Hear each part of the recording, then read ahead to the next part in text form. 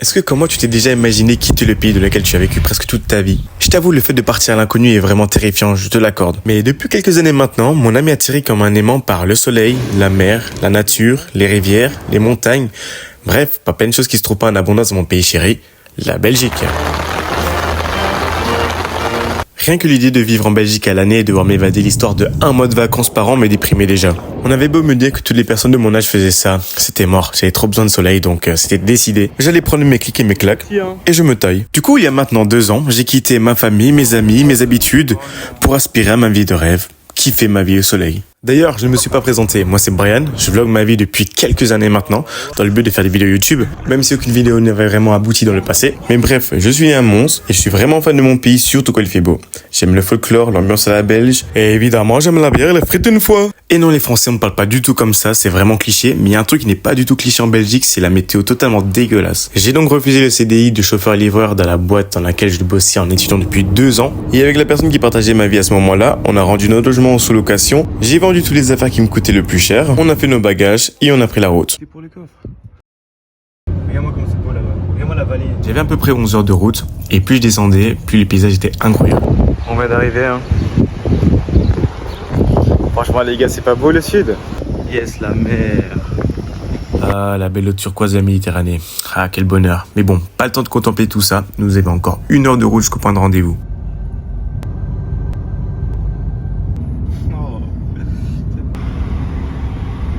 Dites-vous que de base j'étais là il y a quelques minutes et là maintenant je suis là. Franchement c'est ouf, la vue elle est incroyable et on a encore continué à monter. Et évidemment les gars, j'ai un peu le vertige, c'est normal. Je viens d'arriver, je mange, je dors et demain je vous explique où je suis et ce que je fais là. On vient de se lever il y a un quart d'heure, 20 minutes. Franchement on a bien dormi hein. Écoutez le réveil, ce qu'on entend. Les oiseaux. Bienvenue dans mon lieu d'habitation. Je vous laisse vous faire une idée de toutes les matinées que je vais vivre durant ces 2 prochaines semaines. Voici la chambre, plutôt spacieuse comme on peut le constater.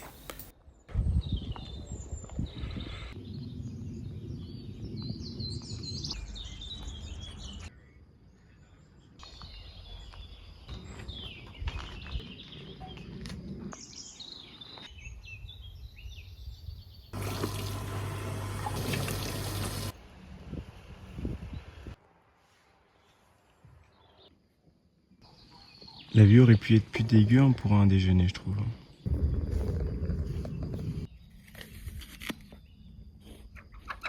La question que vous devez vous poser, c'est Brian, mais qu'est-ce que tu fais là? Je fais du volontariat, tout simplement. Parce qu'en fait, du coup, je ne savais pas où habiter dans le sud. Et le fait de vivre chez l'habitant m'aurait permis de découvrir d'autres endroits, d'autres horizons, pour pouvoir savoir où je voulais m'implanter réellement. En ce qui concerne l'expérience volontariat, je suis passé par la plateforme Workaway. Et en bref, vous êtes logé, nourri, et en contrepartie, vous devez aider à faire quelque chose. Ça peut être peindre une maison, faire une cabane. Dans ce cas-ci, c'était couper du bois. Bon, après, j'ai bien vu qu'il n'y avait pas que ça à faire. Je travaillais seulement 4 jours sur 7. Mais en attendant, je me prends pas la tête avec le travail. Je profite parce que j'en arrivais seulement hier. Et je découvre que le sud, en fait, c'est incroyable. Les hommes et les cailloux, c'est vraiment une histoire d'amour. Je vais encore.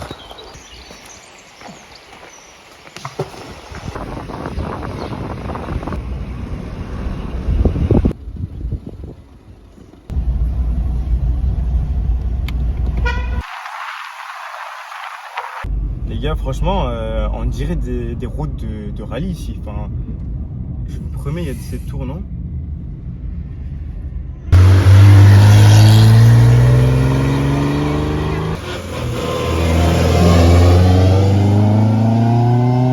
J'ai kiffé ces 2 jours de repos. À partir de demain, place au boulot.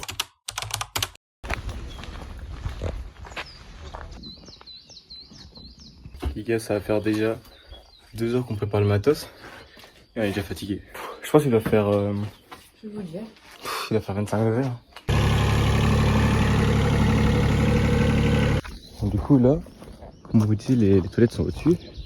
Et nous, on descend ici en bas pour arriver au petit ruisseau. Et dès qu'on l'a croisé, on monte jusque Paname.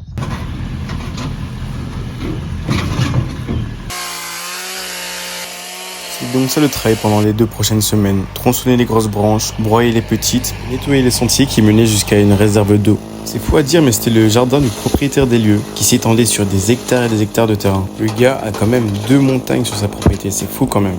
Entre le bruit du tracteur, le bruit de la tronçonneuse, le bruit du broyeur, je vous promets qu'en fin de journée, le silence paraissait presque magique. Bon les gars, petite fin de journée sympathique. On a terminé. Ça fait plaisir. Ça fait plaisir. Comme ça, il y a encore un peu de soleil, il fait beau. En ce qui concerne la nourriture, nous faisions les courses en début de semaine avec l'hôte. Et ensuite, nous avions ainsi pour toute la semaine. Il y avait 2 filles avec nous qui faisaient aussi l'expérience Workaway. Et nous étions tous les 4 végétariens, végétaliens, ce qui faisait que c'était incroyable. Après 4 jours de travail intense, c'était déjà le week-end. Donc comment vous dire que ça faisait vraiment plaisir. Et ça allait être l'occasion de découvrir des nouveaux paysages. Je disais à mon... Oh là là là là là, oh là là, oh là là, oh là là. Vu que je kiffe les caisses, franchement, Monaco, c'était vraiment incroyable. Bon, je vous avoue que j'ai pas trop compris ce qu'il y avait à faire, mais se balader, c'était déjà génial et se dire qu'il y avait un contraste entre le fait que j'étais SDF en vivant dans une tente avec seulement quelques euros dans les poches à couper du bois toute la journée et le fait de me dire qu'il y avait des choses mais tellement inaccessibles et tellement beaux à voir et que même déjà boire un verre en terrasse était quelque chose d'inaccessible à ce moment-là. Et la Batmobile. Oh, comment c'est incroyable. Ah là là, le petit F1 et le Grand Prix ce week-end, du coup, ça va être full. Waouh.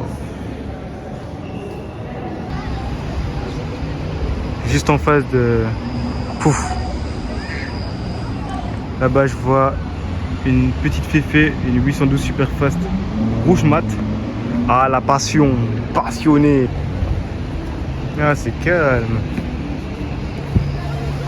Ah, c'est pas mal.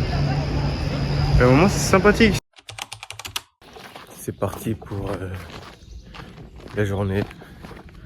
Franchement, on a la flemme. On n'a pas envie du tout. Flemme de travailler. On a envie de chiller, profiter. Mais bon.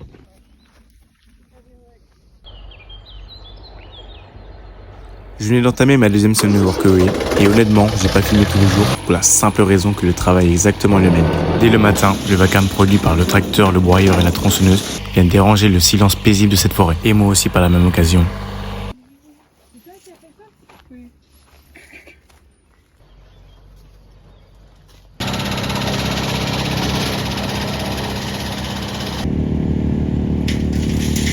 Encore une fois, la remorque s'est renversée encore par le même gars, franchement. Il fonce bête. Il a fait 10 mètres. La journée c'est terminé. Ça fait du bien parce que franchement, ça a chier. Ça a chier de travailler. Mais bon, il faut.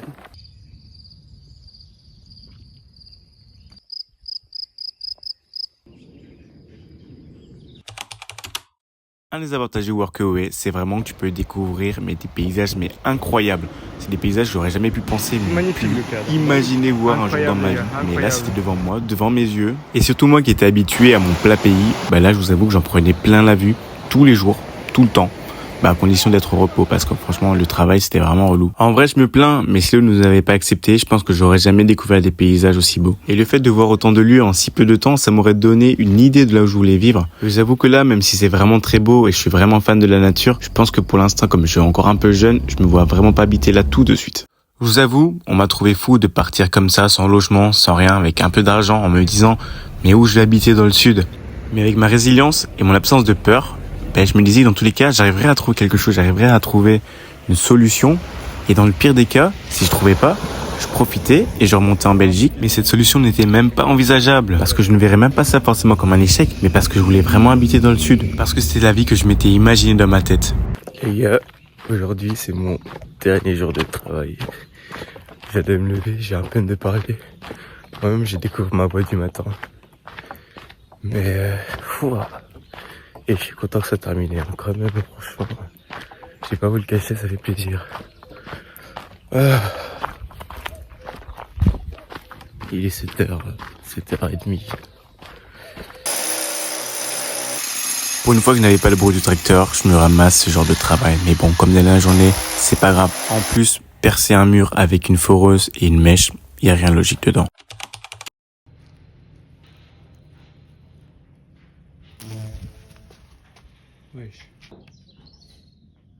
Ça, c'est une vidéo prise au réveil. Déjà, je savais même pas qu'il y avait les scorpions en France. En plus, ça, regardez la taille des grenouilles. Et ça, on dirait un haricot, c'est dégueulasse.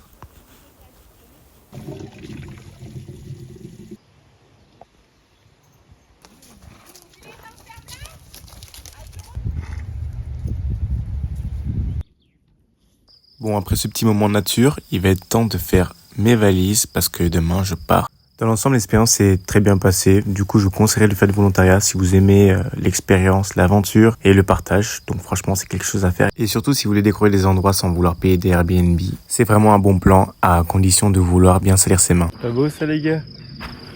Aïe aïe aïe, pourri des sauterelles du sud avec cet arrière-plan digne d'un Photoshop. C'est incroyable. Il est temps de dire au revoir à la chambre dans laquelle j'ai vécu pendant 2 semaines, de prendre la route et de contempler une dernière fois les si beaux paysages. Là, c'était le retour au confort. Même dans un hôtel F1, avoir de l'eau chaude, un lit confortable, une petite télé, je vous avoue que c'était du luxe comparé à la tente. Ah la merde.